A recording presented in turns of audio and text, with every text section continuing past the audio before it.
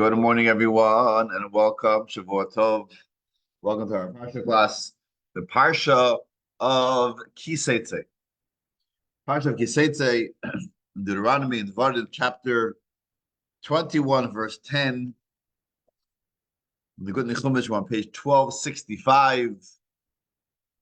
And Moshe continues to speak to the Jewish people. And in this Parsha, it is very heavily focused on the various mitzvahs that Moshe repeats to the Jewish people before his passing. Now, interestingly, some of the mitzvahs that are recorded in this week's Parsha are new mitzvahs. In other words, mitzvahs that the Torah has not mentioned previously. Torah has all the mitzvahs has been given to us previously already, but for whatever reason, the Torah chooses to mention these mitzvahs for the very first time over here in Deuteronomy. However, there are some of the mitzvahs that are mentioned in this week's parsha that are repetitive. They are seemingly redundant. Seemingly, it's a repeat of what is already mentioned previously. And we're going to focus today on one of those mitzvahs that is already mentioned in the book of Vayikra, the book of Leviticus, in the parsha of Kedoshim, and that is a special mitzvah in regards to paying an employee. The Torah gives us instructions of when, how, and when to pay an employee. And we're not just talking about laws of employees, but we're also talking a powerful lesson in our service to Hashem as well. So the parsha begins with talking about various laws of war and marriage. We have the famous idea of the rebellion child. We have the mitzvah of caring for another person's property. The mitzvah of sending away the mother bird. The forbidden mixtures. It talks about the mitzvah of marriage and divorce. And then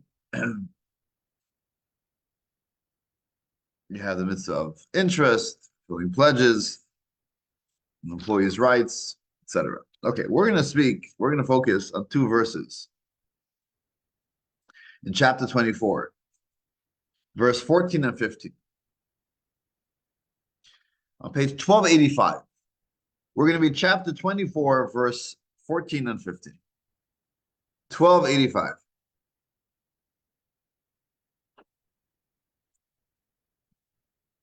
Over here is where we discuss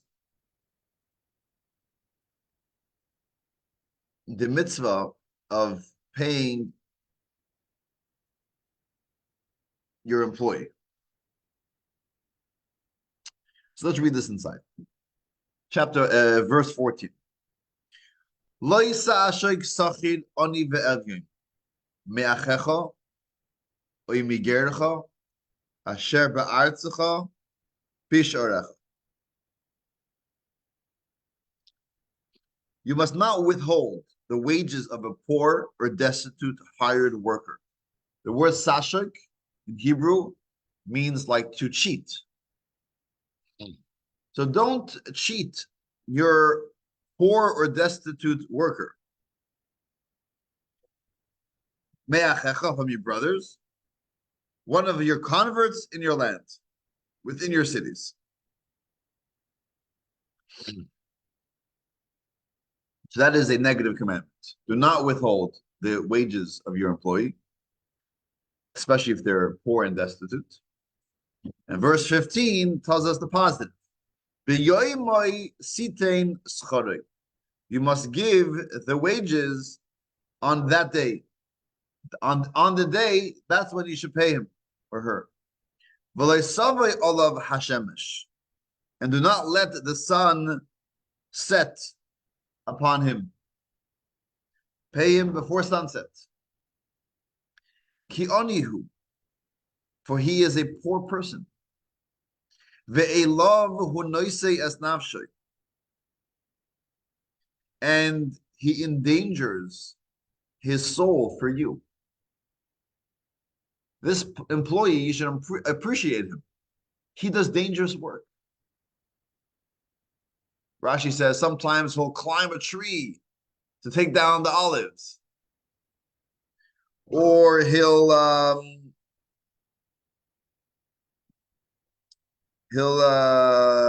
go up this ramp or do these dangerous acts, dangerous things for his work, for you.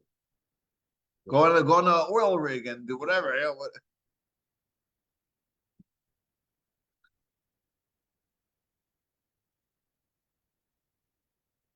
Well, yeah, well, it's saying the interesting because that we actually have the slave laws. Judaism are the opposite, right? We're very careful with the way we treat our slaves. But either way, an employee does work, right? So you got to appreciate that. V'lo yikra Alecha al Hashem, and you don't want that this employee shall call out to God. What was he calling out to God? He said, God, I need to get paid. What's going on with Lewis? I mean, I worked for him. We made up that he's going to pay me, and it's already a day, 2, 3. What's going on? Right. It's like stealing, exactly. So he's going to pray to God, and you're not going to be in a good light. And you will have a sin. So therefore, you got to make sure you pay the employee on time. So that is the verse. Just interestingly, just yesterday at the Kiddush, I was talking to someone who used to be a dentist, and he tells me, "Oh, you got to be careful with your employees. You always got to pay your employees on time." So when he was a dentist, even when he left town, he always used to give them prepay them. He didn't want them to wait even an extra few days until they get back.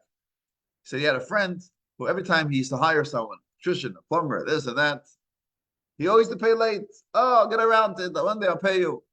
And then what was happening? No one wanted to show up at his door. Every time he called an electrician, oh, I'm too busy. Right? They knew that you go to him, he never pays. And if he pays, it's way down the line. The importance of treating your employees with proper respect and appreciating what they do for you. And if you made up, you're going to pay them on time. A special mitzvah to pay them on time. Now, interestingly, if we have a good memory and we remember what we studied just a few months ago in the book of Leviticus, we had almost an identical mitzvah in Leviticus. If you have the good language, you could turn back to page 763. 763 in on the good Chumash. If you have a different Chumash, we are in the book of Leviticus, chapter 19, verse 13. And the verse reads as follows. You should not oppress your fellow. And what does oppress your fellow mean? By withholding wages. You should not steal. You should not rob. You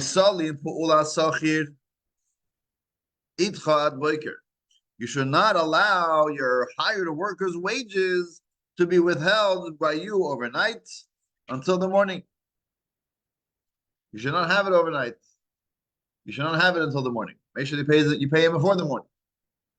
So right over here, we see that it's repeated. And why is it repeated? So simply put, it's repeated because of the severity of this mitzvah, the importance of this mitzvah. And the Talmud goes on that says how terrible it is. A person who does not pay their employee on time, they transgress 5 mitzvahs.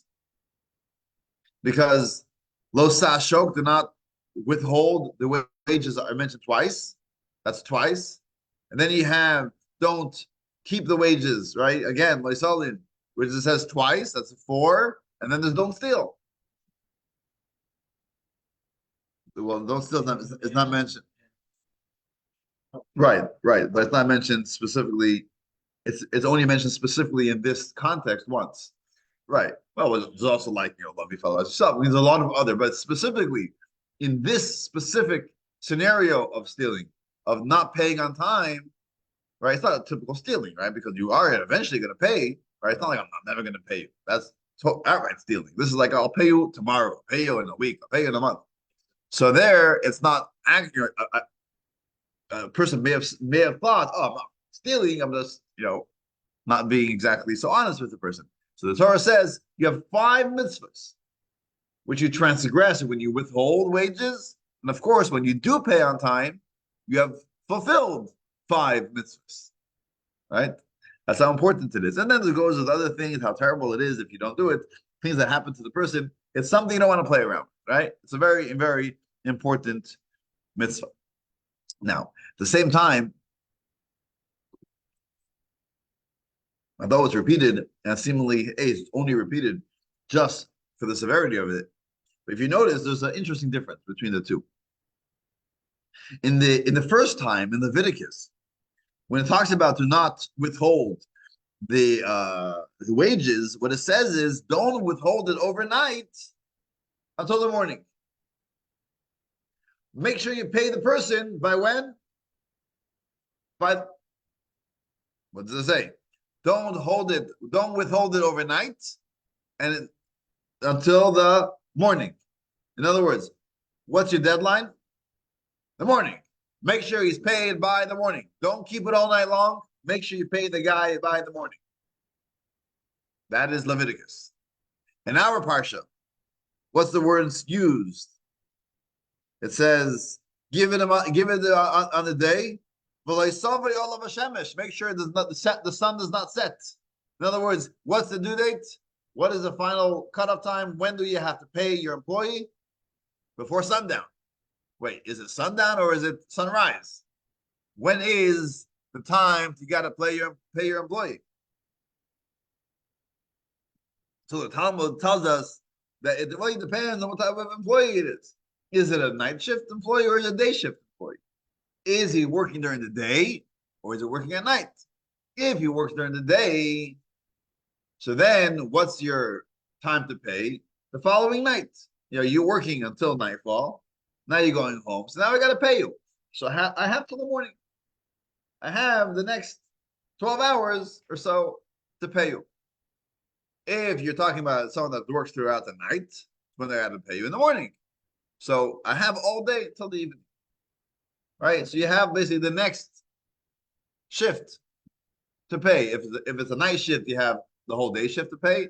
And if it's a day shift, you have the whole night shift to pay. Which teaches us a little important qualification to this commandment, to this mitzvah. When exactly do you have to pay the person? It really depends on the job. Depends on it depends on the job, and depends what was conditioned when we hired this person. So first of all, person who works a daily job, right? He's a self-employed contractor, right? So you pay them for the job. You pay them. I'm hiring you to do work. I got to pay you when you're done the work. If it's the day, I have it till the next night. If it's the night, you have it till the next day. However, if someone is working something that it's a job, it's not I'm working one day. I hired you not for. It's not. I'm not paying you by the hour. I'm paying you for the job. I'm paying you to fix my plumbing in my house. How long is it going to take you? However long it takes you. It takes you a day. It takes you a week. It should be a week. When do I have to pay you? When it's done. I don't have to pay you every day, right? Even though the Torah says you should pay them on that day, it only means if that was their work, right? They worked for you then, and they finished the work. You got to pay you that day. If it was a night, you have the next day. If it's the day, you have the next night. However, if I got the job and it's a job that takes a while, 6 months. So unless you made up otherwise, when you finish a job, it may be 6 months, then I'll pay you. Sometimes people are in certain industries where sometimes they could work for a year, and then they get paid. I had a close friend of mine, who was a broker for these large oil companies, and he would help secure loans to build new equipment. Sometimes we're talking about $100 million loan. These big major loans that sometimes will take a few years to broker.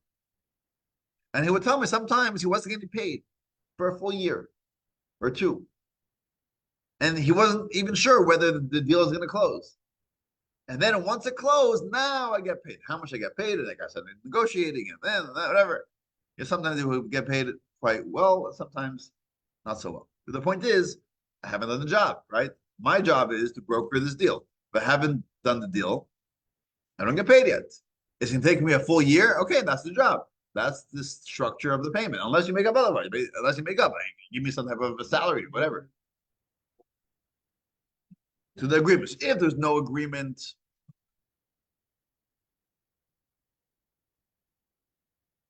if there's an agreement, then there's no question because you made an agreement. The question is when there's no agreement. What does the Torah tell us if there's no agreement? So the Torah says that if it's a specific job that was done, you have to pay. And when do you have to pay? Immediately. And the same is true with an agreement. If you have an agreement that when I finish the job, you got to pay, you can't say I'll pay you in a week unless they agree to it. But if you, the mitzvah is to pay as soon as the job is done. That was the Torah says. Now, the Talmud gives us another qualification. The other qualification is it gives us a story of the employees of Syria. Evidently, in Syria, there was employees that wouldn't expect payment immediately. When would they expect payment? On the day of the marketplace. The marketplace days was twice a week generally, Mondays and Thursdays was when the people in the small towns would gather in the big cities for market day. And that's when people were buying and selling. There was some cash flow on market days. But other days of the week, people often did not have any cash on them. So these employees knew to expect that when would they get paid on a market day? Because on a market day, their employer has money, has cash. Like they went to the ATM machine. So now they have something to pay them. But otherwise, they didn't expect pay. So the Talmud learns out from this that this another qualification for this mitzvah. When does an employee must pay on that day if they have the money? But if they don't have the money, and especially if the employees know that, and it's like the industry understanding that you only pay when there's a certain when you're at a certain time, it's also accepted. And I think in today's day and age, what it means is that sometimes we expect that that we pay when there's a rush of money or whatever person to have. Otherwise, we don't expect to pay. But the point is that if we do have the money to pay, and especially even says that if someone does not have the money to pay, they shouldn't hire a person unless we stipulate that on the get-go, because there is this special mitzvah to try to make it work. You're able to pay your workers as soon as possible, even on that day itself. That is a general overview of this mitzvah. Do we have a question? Okay. Now,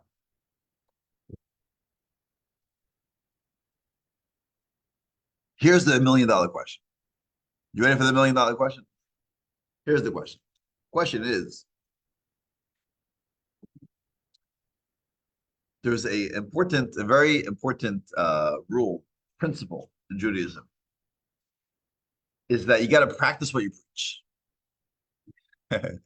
Who am I talking? Who am I preaching to? Preaching to God. God has to practice what he preaches. This is sourced in a verse in Psalms, actually, where the end of Psalms it says, Magid dvarav liYaakov. That God says his own words and his own mitzvot to Jacob, to the Jewish people. In other words, God himself fulfills his own commandments. Whatever that means, obviously on the spiritual level, what's it mean that God rests on Shabbat, God puts on tefillin, God, all the mitzvot that we have, God in some type of spiritual sense also fulfills those mitzvot. So here's the question. I am an employee. I work for someone. Who do I work for? Not for my father-in-law. I work for God. Dina's an employee. Susan is an employee. And Tom and Dylan and Lewis, we are all employees. We have a job. What's our job? We wake up in the morning. We have a job. We got to serve God today. We got to do our morning prayers. We got to wash our hands. We got to get dressed modestly. We got to speak properly. We got to be kind to others. We got to pray. We got to put on tefillin. You got to light Shabbat candles. You got to kiss your mezuzah. You got to study Torah. You got to live a Jewish life. And that is what God wants from us and what we're here for, what we're hired for. This is our job.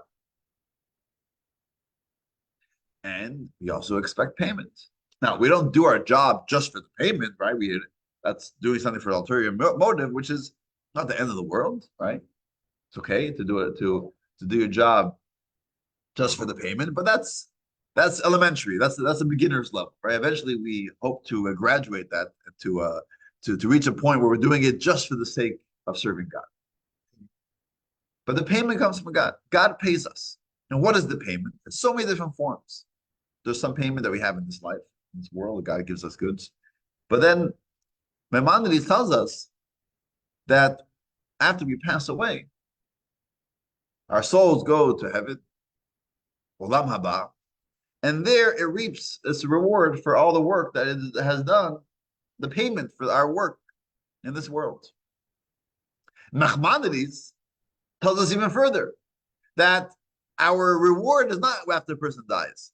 It's when the Mashiach comes, which hopefully would be today before it, while we are all alive, but definitely past generations, people lived 100 years ago, 1,000 years ago, 5,000 years ago, they are still waiting for their reward because the Mashiach hasn't come yet. So that's when our payments is. So what's the $1 million question? God, He tells us this mitzvah 5 times. Don't withhold our payments, our wages.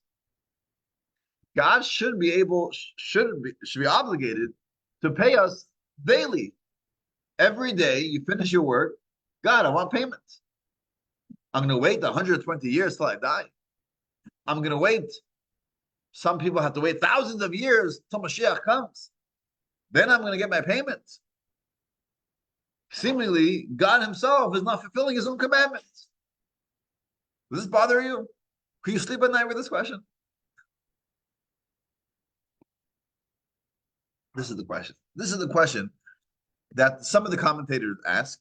And the Rebbe, in a beautiful talk in the late 1980s, asks this question. It's almost like a demand from God. Hey, God, pay us. We want the payments. So the Rebbe develops this beautiful idea, really beautiful idea. The gist of this idea is, let's talk about Maimonides for a moment. As we mentioned, the qualification of paying an employee only applies when they finish the job. When they finish the job. So although we have every day so many things that we have to do for God, but ultimately, our entire lifetime is one long job. The job is to make the world a dwelling place for God and to live a life true to that, true to ourselves, service of God. And it's not like today I've lived a good life and I'm done. No, tomorrow it's a continuation from today.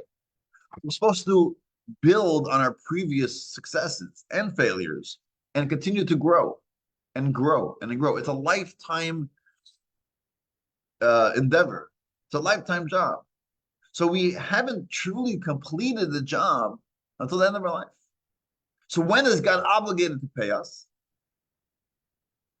At the end of our life. Now, Maimonides says, now you got to get paid. Now, up until that point, what God has to give us is He has to give us things that will help us do our job. It's like an employee who says, "Okay, I'm a salesperson, and I have to make phone calls to potential buyers, customers." So he said, "Okay, I need a phone." Well, we don't provide phones. I can't do my job. If you don't give me a phone, I can't make phone calls. Well, your job is to go deliver, the goods. Well, I need a vehicle. Oh, we don't provide a vehicle. I can't do my job, right? So there are certain things that God gives us just to help us fulfill our job. But those are not necessarily payments for our job. That's just, listen, you need a good life. So God has to give you health. God has to give you, sustenance. God, right? He he has to give you what you need to do the work. But the payment for the work that happens when you finish your job. So after 120, soul goes to heaven. Oh, now you get payment for what? For the entire work that you have done. And even the last day of a person's life, they still haven't fulfilled they haven't completed their mission yet. And therefore they still have the ability to change their life, which is a very powerful message because every day it's part of this larger picture of life. They say the story, and I heard the story many years ago. I looked it up last night. It may be a myth, it may be true. But Alfred Nobel, right? No, famous for what? What's he famous for? Okay, that was a trick question because I wanted to know because the story is talking about he himself understanding what is he going to be famous for. He is the one who came up with dynamite. Okay, now what is dynamite used for? For what purpose? For what purpose? Oh, so he would live in the 1800s, late 1800s, and in 1888 his brother died, and in I think the German paper or the French paper in France somewhere, there was a paper that came out, and they made a mistake. Instead of the communication at the time, instead of his brother dying, they thought that Alfred himself died. And they wrote I guess, obituary, an article about it. And the headline was that the merchant of death has died. And it was all about this discovery of dynamite. And they wrote how Alfred found ways to kill more people faster. How dynamite is able to use it, or it could kill so many more people. And Alfred himself read it in the paper. He said, I'm reading my own obituary because of this mistake, because my brother died. And this is what I'm going to be remembered for. Dynamite that is supposed to be used for civilizations, to construction, for whatever, to help in so many ways. I was in Kansas. I was in Wichita a few years with my family, and we went down to an old salt mine. I mean, there was like, I don't know how many hundreds of feet in the ground.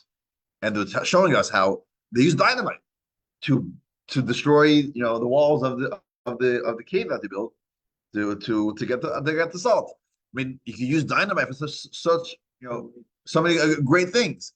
Yes, you could also use it to kill people. But he said, wait. I don't want to be remembered that what I discovered was the merchant of death, right? Kill more people faster. So he decided, okay, I got to do something.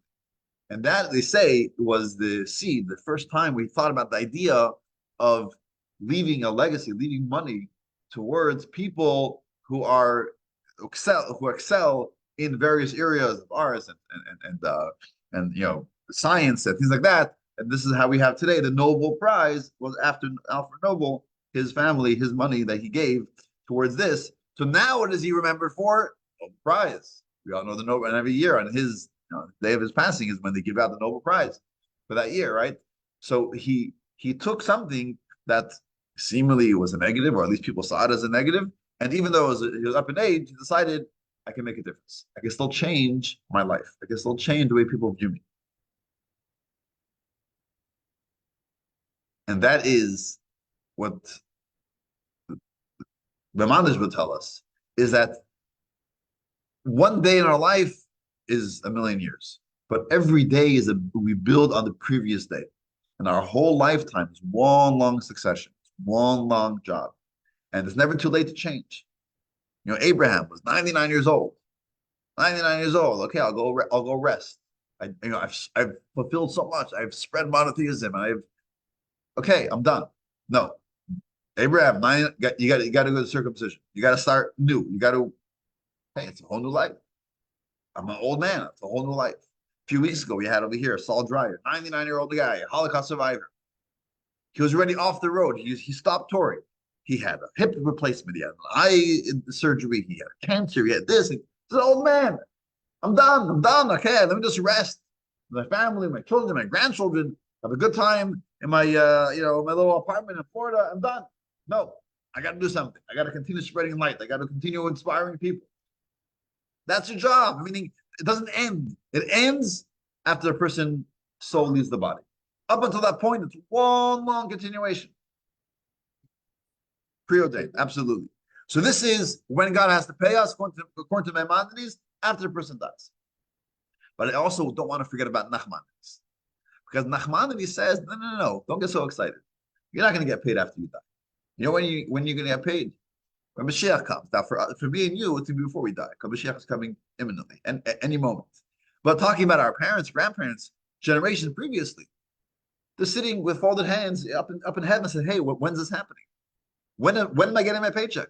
It's been 500 years. It's been 1,000 years. What's going on? When's it coming? And you know what the answer is?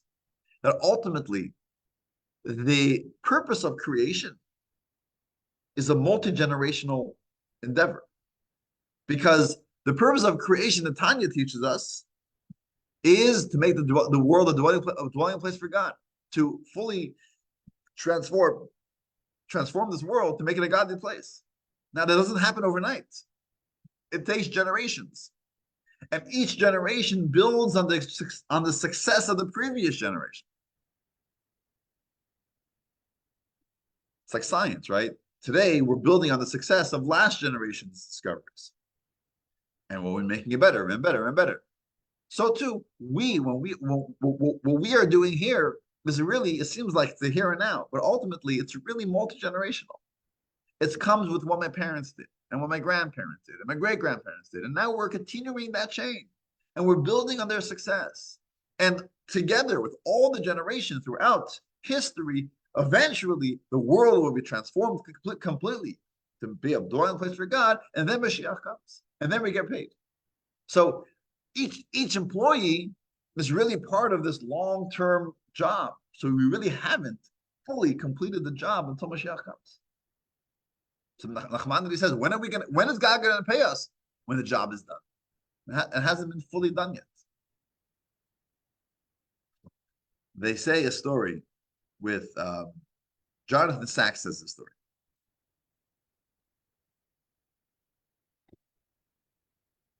Story or an analogy. You walk into this big library. These old libraries have these tall bookshelves, right? You got to take a ladder to get to, there's thousands of books. We had a wedding a few years ago in London. We went to the Museum of London. Is that what it's called? Museum of London. I forget what it's called. The British Museum, maybe? Yeah, it is British Museum. You see how much I know about museums. And they had over there, whose library was it? They had a big library, someone's personal library that became like massive. And you walk in, there's like the main lobby, the main room has this big. I mean, there are thousands of books, tall, big bookshelves. It's actually amazing to see. Library of Congress also in Washington, same thing. Ever been there? It's like massive, so many books. And you try to see like the names, the titles, the names of the books. Really see it. Then you see a book like far out there with like shiny gold letters. And it says on it, Lewis Carnell.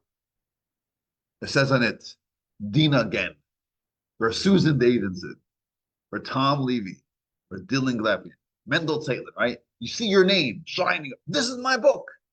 I want to see that book. I never read it before. It has my name on it. It must be an important book. So you call the librarian, and then you I have to close the door. Got some music playing over here. I'm sorry.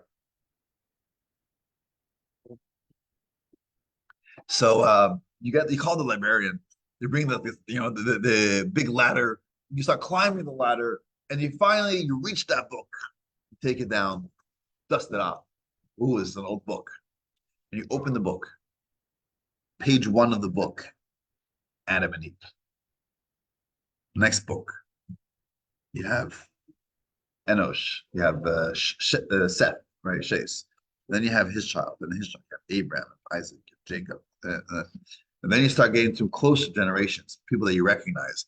great-great-grandfather and grandmother, and it has the story of their life, what they accomplished, where they were born, what they did, their all their successes, all their failures. It has their life.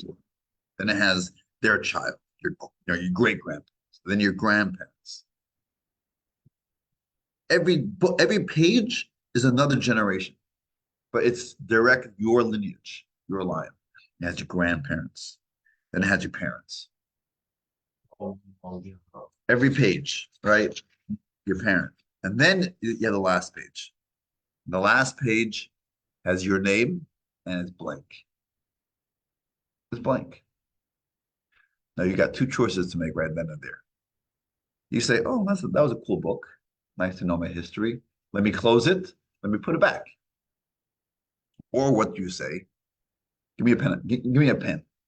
Let me fill in my page in this book.